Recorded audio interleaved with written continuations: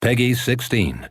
E aí pessoal, beleza? Bem-vindos a Endzio, meu nome é Raven e hoje vamos ver um pouco do que é Arslan The Waters of Legend.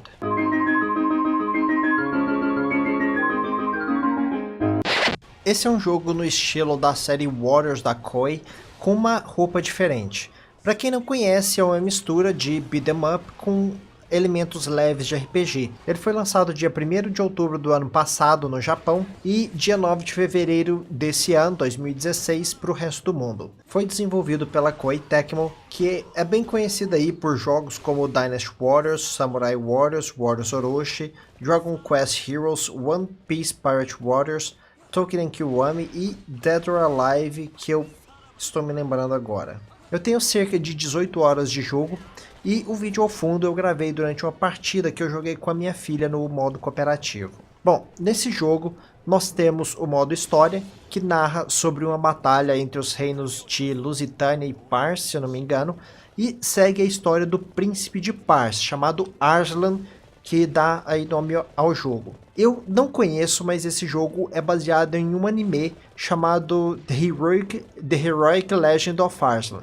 E tem também um modo livre em que podemos jogar novamente os cenários da história e outras missões com os vários personagens do jogo. E no vídeo vocês vão notar algo que eu achei meio estranho nesse jogo, que há um NPC igual ao personagem que eu estou jogando, o Arslan. É que quando nós jogamos no modo livre, todos os personagens que fariam parte dessa missão ou cenário, mesmo os que nós iríamos jogar, estão presentes como NPCs. E os personagens dos jogadores que nós escolhemos são acrescentados a esse cenário ao invés de substituir os da história. Em geral, isso não seria tanto problema, exceto que torna o jogo mais fácil. Só que há algumas missões em que nós enfrentamos um oficial inimigo cara a cara, 1 contra 1 no modo história. E no modo livre, isso fica ou 2 contra 1 se nós estivermos jogando sozinho, ou 3 contra 1 se nós estivermos jogando no modo cooperativo. E esse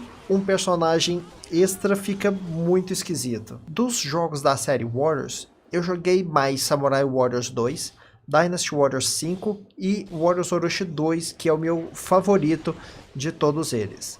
Todos da época do PS2. Eu joguei um pouquinho do 8, só que não muito. Então eu estou meio desatualizado nos sistemas dessa série. E vocês então entenderão se por acaso eu comentar sobre alguma coisa já presente em outros jogos, como se fosse algo novo. Uma dessas coisas é o sistema de várias armas do jogo. Eu sei que isso já foi incluído em algum jogo da série Dynasty. Eu acho que foi o 6, eu tenho certeza que tem no 8.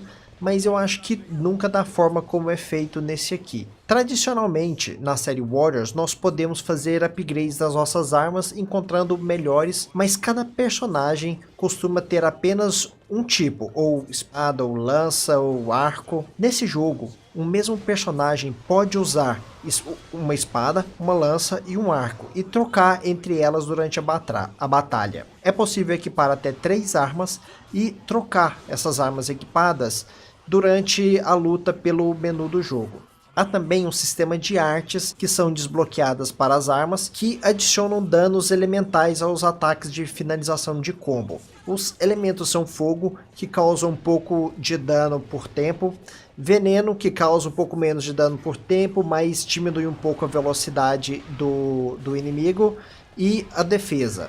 Nós temos o elemento água, que diminui bastante a velocidade do inimigo, e o elemento vento, que se eu não me engano, ele causa dano mesmo se o inimigo estiver defendendo. O desbloqueio dessas artes é feito usando a arma e ganhando experiência e níveis com ela. E mantiveram o lance da evolução de combos, que à medida que você passa de nível com o personagem, você vai podendo utilizar combos com mais golpes. Os controles do jogo não fugiram muito ao normal dos jogos Warriors. Eu costumo jogar com joystick, jogar com teclado esses jogos é muito ruim. As atribuições padrões do teclado são uma droga, mas os botões são completamente reconfiguráveis, tanto para o teclado quanto para o joystick. Apesar de o jogo só apresentar comandos usando o padrão Xbox, A, B, X, Y, RB, RT e esse tipo de coisa. Não me surpreende que não haja suporte para mouse no jogo, nem menu, nem nada. Mas me surpreende sim o fato de que quando eu clico com o mouse, o jogo é minimizado. Quando eu movimento o mouse, dá para perceber que o cursor se adequa às janelas que estão ao fundo, como por exemplo aquele cursorzinho de selecionar a letra do Word, coisa e tal, porque é com essa janela, com essas janelas que estão ao fundo que ele interage com o mouse, ao invés de interagir com a janela do jogo. Então de comandos nós temos o ataque normal no X, ataque forte no Y, pulo no A, o ataque especial que consome uma seção da barra amarela no B, a habilidade única do nosso personagem que usa uma pequena quantidade da barra de especial no RB, a defesa no LB, esquiva que é só colocar para trás quando defendendo, segurando o LB, chamar o cavalo no LT e usar o que chamam de Modern Rush no RT, que é um ataque que você junta um grupo de soldados de infantaria a pé ou a cavalo ou com arcos e geralmente serve para cumprir objetivos nas missões. Essas coisas têm lugares específicos para a gente poder ativar e nos ajuda a conseguir cartas que eu vou explicar depois, de acordo com o número de acertos durante o evento. Os combos nesse jogo também foram incrementados, com finalizações adicionais e a possibilidade de executar um Chain Strike após qualquer golpe forte. Antigamente os combos eram baseados em uma sequência de ataques normais, acho que um máximo de 6 para alguns personagens de Warriors Orochi 2 e um ataque forte que, dependendo da quantidade de ataques normais, disparava uma animação diferente. Geralmente, quanto mais ataques normais, mais forte era essa finalização do combo. Nesse jogo, foi adicionado a muitas armas um ataque adicional, geralmente na quarta ou na quinta finalização de combo. Para esclarecimento, primeira finalização de combo quer dizer o combo com ataque normal e forte. Segunda finalização com 2 ataques normais e um forte. Terceira, 3 ataques normais e um forte. E por assim vai. Esse ataque adicional nas finalizações tornou os combos simples mais fortes. Além disso, após qualquer ataque forte, inclusive as finalizações de combo, nós podemos usar o botão de habilidade única do personagem para executar um Chain Strike, que consiste em trocar para a próxima arma da lista, golpeando os inimigos. Nós podemos ordenar a lista de armas equipadas e isso faz diferença na ordem do ataque executado. Depois de um Chain Strike, nós podemos continuar o combo com a nova arma, com ataques normais ou fortes, que podem ser seguidos por mais Chain Strikes, aparentemente limitados a aí uns 11 golpes por combo. Quando nós usamos golpes fortes diretamente após um Chain Strike, nós executamos a finalização correspondente àquele nível do combo. O mais extenso que eu consegui foi começar com um ataque forte, seguido de um Chain, depois um ataque forte, um Chain, por aí vai. Ou seja, Y, RB, Y, RB, Y, RB, Y, RB, Y, RB, Y. Isso faz com que eu dê um ataque forte com a primeira arma, um Chain Strike, a primeira finalização de combo da segunda arma, um Chain, a segunda finalização da terceira arma, um Chain, a terceira finalização da primeira arma, porque ele é cíclico, ele volta a usar a primeira arma, um Chain, a quarta finalização da segunda arma, um Chain e a quinta finalização da terceira arma.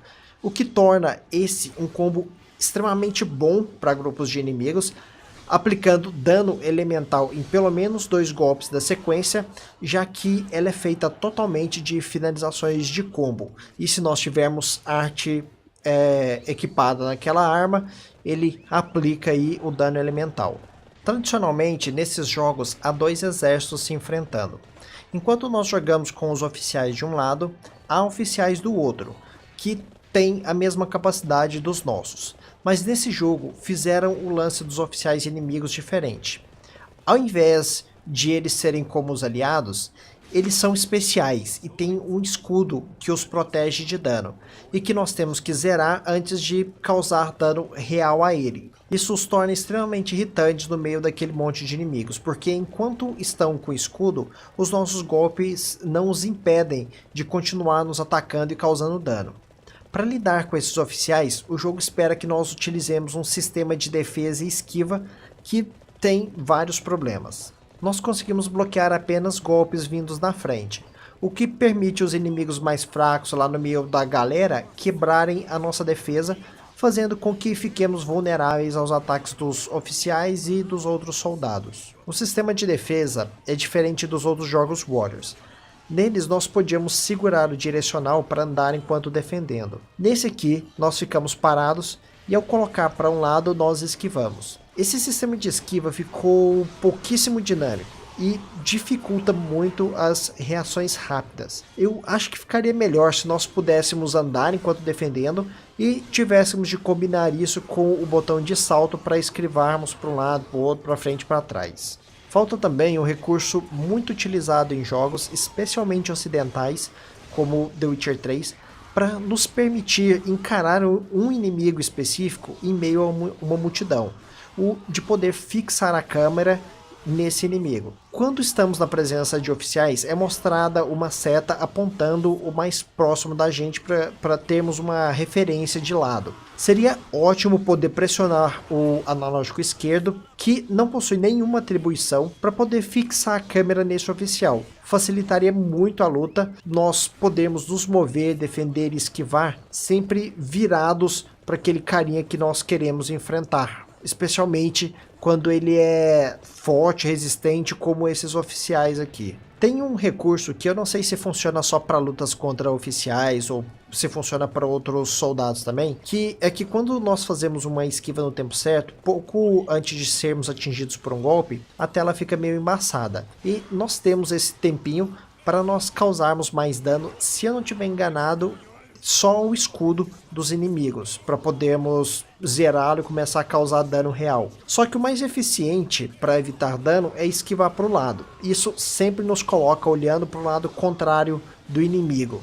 Então seria muito bom mesmo ter uma forma de poder focar em alguém específico. Após acabar com o escudo de um oficial, ele fica meio tonto e abobalhado, e então nós podemos atacá-lo à vontade por um tempo até o escudo reaparecer. Eu pessoalmente não gostei desse sistema e eu prefiro como é feito em toda a série Dynasty Warriors até o 8, em que os oficiais têm as mesmas capacidades que os personagens jogáveis e são tão fortes ou vulneráveis quanto. O sistema de habilidade de personagem desse jogo é feito através de cartas, que são encontradas aleatoriamente cumprindo objetivos após Madam Rushes e ao derrotar alguns inimigos especiais. Nós podemos equipar em cada personagem até 3 cartas compostas de até 3 habilidades cada, dependendo do ranking. Cartas do ranking C possuem uma habilidade, do ranking B 2 e dos rankings A e S 3. É possível vender as cartas por ouro, a moeda do jogo, ou reciclar até 8 delas em uma aleatória, pagando um pouco de ouro.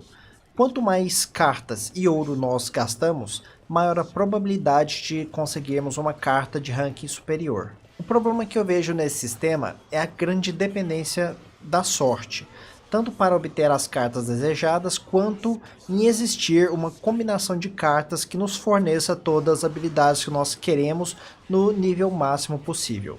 Eu prefiro o sistema de upgrade usado em Warriors Orochi 2, que infelizmente nunca chegou para PC, e é muito melhor do que o primeiro, que apesar de ter saído para PC, eu não encontro para vender. Lá as habilidades eram vinculadas às armas, e nós dependíamos da sorte para achar as armas com as habilidades que nós desejávamos, mas ao reciclar as armas nós podíamos escolher quais habilidades nós iríamos deixar em qual arma e jogar o resto fora, acumulando-as até chegar no nível máximo. Além da possibilidade de gerar armas específicas que nós usávamos para sintetizar uns itens de habilidades que podiam ser equipados nas armas. Mas bom, voltando a esse jogo, o sistema de cartas ficou muito aleatório para o meu gosto. Quanto aos gráficos, pessoal, finalmente a Koei lançou um jogo que não parece ter sido feito para PS3. Os gráficos são muito bonitos e os traços eles são um pouco diferentes do normal dos jogos da série Warriors. Eles são mais voltados para desenho e coisa e tal, pelo fato de esse jogo ter sido baseado em um anime. Quanto à trilha sonora, é o que eu esperava de um jogo da série Warriors. Eu não curto muito, mas no meio do jogo e coisa e tal, eu não ligo muito para isso. Bom, quanto ao preço, ele está custando R$ 105,99. Eu costumo achar os jogos da Koei muito caros, pessoal. Eu paguei esse aqui com 10% de desconto, ele saiu a R$ 95,39. Só que, na minha opinião, esse jogo aqui compensa. Eu achei ele muito legal, eu gostei do jogo, gostei dos sistemas, os gráficos dele são muito bacanas, a jogabilidade é legal, é um jogo muito bom e muito divertido aí para jogarmos no modo cooperativo. Mas bom, vamos ficando por aqui com o que é Arslan The Warriors of Legend. Muito obrigado por assistirem, se vocês gostaram, cliquem em gostei, adicione os favoritos, se vocês quiserem ver mais, se inscrevam no canal, se acharem que algum amigo pode gostar, compartilhe nas redes sociais, e se vocês não gostarem, cliquem lá em não gostei, mas por favor pessoal, deixem aí nos comentários o que vocês gostaram, o que não gostaram, que isso me ajuda a orientar os vídeos e o canal. E podem deixar também qualquer comentário livre, qualquer coisa que quiserem perguntar, que eu vou procurar responder para vocês assim que possível. Só, por favor, não usem palavrões nos comentários. Valeu demais, pessoal. Até mais, tchau e tenha uma boa vida.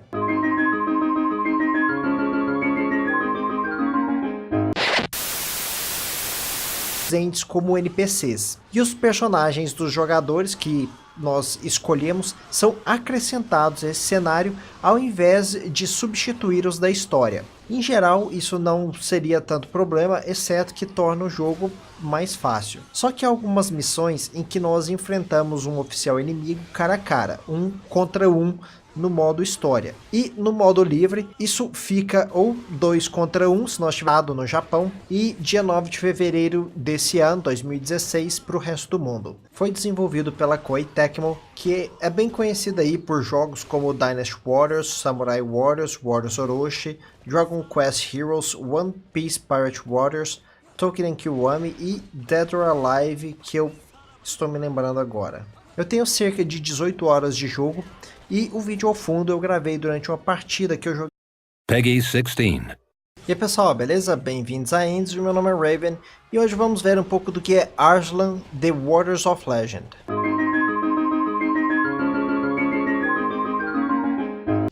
Esse é um jogo no estilo da série Warriors da Koei, com uma roupa diferente. Para quem não conhece, é uma mistura de beat'em up com elementos leves de RPG. Ele foi lançado dia 1º de outubro do ano passado, jogar novamente os cenários da história e outras missões com os vários personagens do jogo. E no vídeo vocês vão notar algo que eu achei meio estranho nesse jogo, que há um NPC igual ao personagem que eu estou jogando, o Arslan. É que quando nós jogamos no modo livre, todos os personagens que fariam parte dessa missão ou cenário, mesmo os que nós iríamos jogar, estão presentes com a minha filha no modo cooperativo. Bom, nesse jogo nós temos o modo história, que narra sobre uma batalha entre os reinos de Lusitânia e Pars, se eu não me engano, e segue a história do príncipe de Pars, chamado Arslan, que dá aí nome ao jogo. Eu não conheço, mas esse jogo é baseado em um anime chamado The Heroic Legend of Arslan. E tem também um modo livre em que podemos